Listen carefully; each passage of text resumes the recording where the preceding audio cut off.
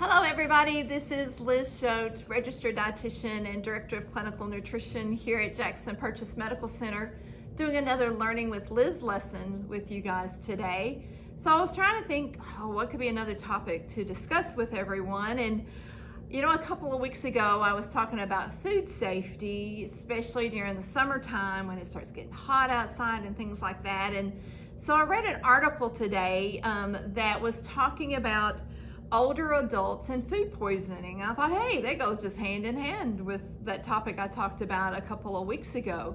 So this has some really good, helpful tips, actually for all of us. It doesn't have to be for anybody who's older, but it does also give us some statistics that I would like to share with you guys, because it can kind of be eye-opening is the best way to say it. So it says, according to different consumer surveys out there done by the U.S. Food and Drug Administration, that older adults appear to be more consistent in practicing safe food handling than those that are younger, in the they say younger than 60, but adults who are older than 65 are more vulnerable to food poisoning. So I'm going to kind of tell you a little bit of why. So it's real important that we handle foods safely. So they estimate that by the year 2030 that there's an estimated 73 million older adults will be living in America. That's a lot of people, isn't it? So, and a lot of them they're staying at home. They're not going to facilities because they may be healthier. They're taking better care of themselves. There's better medicine to take care of people, so they're able to stay at home a little bit longer. But if you don't follow safe guidelines with your food, that could cause some issues with you. So, why are they more vulnerable? Well, adults at this age, of course, everything gets older inside, unfortunately, but their immune systems become weaker. And it makes it harder to fight off bacteria that might be in some of those foods if it's not cooked like it should be, and it can cause serious illness. Their stomach produces less acid, which helps to control the bacteria. So when you have less acid, you're not able to control that bacteria in your stomach, and again, it makes them be in a weakened state and could cause or increase their risk of getting some type of food poisoning. So here are some steps that a person can take. So I'm going to kind of read these off to you. Again, we'll attach it to this talk so you can actually read it in a little bit more detail. But these are some super helpful tips for us all. So there's the practicing 4 steps of safety: clean, separate, cook, and chill. We should all do that. So clean our surfaces, especially if we've cooked something like that has poultry with it, anything type like that. Separate, don't put your raw meat next to any other type of food, and that way we're not cross-contaminating. Cook to the proper temperatures, and then chill. So other words, as soon as we finish eating and you have leftovers, it goes into the refrigerator. It doesn't sit on the table for 2 or 3 hours after you eat. So I thought this was really interesting, the first one. It says, if you normally wear glasses to help you see, wear them when you're handling food, because if you can't see what you're doing, then you might cross-contaminate, you may not get your hands clean enough, you may not get your surface clean enough.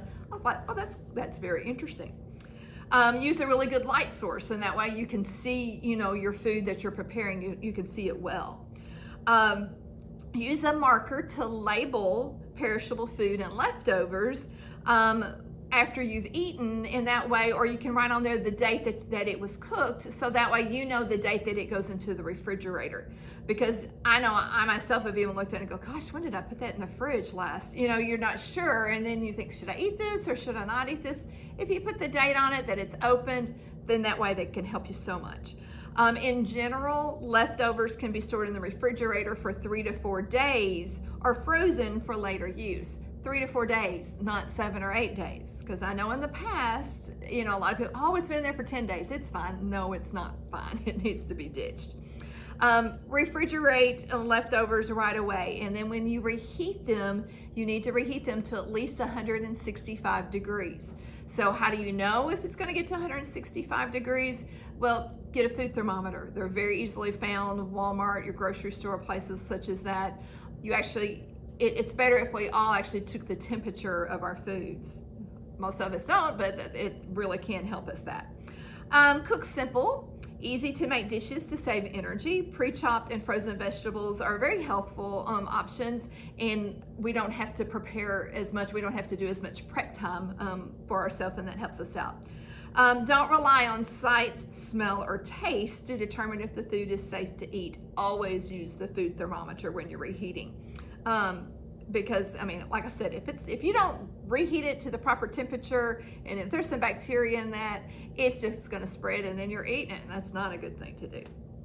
Check the shelf life of leftovers and foods. And then also, you know, if you're not sure about what you should do, family and friends, you can ask them, hey, you know, I fixed this about 2 days ago. Do you think it's safe enough for me to eat? Or, hey, I fixed this 7 days ago and it's been in the fridge. Do you think I can eat that? And hopefully their answer is no.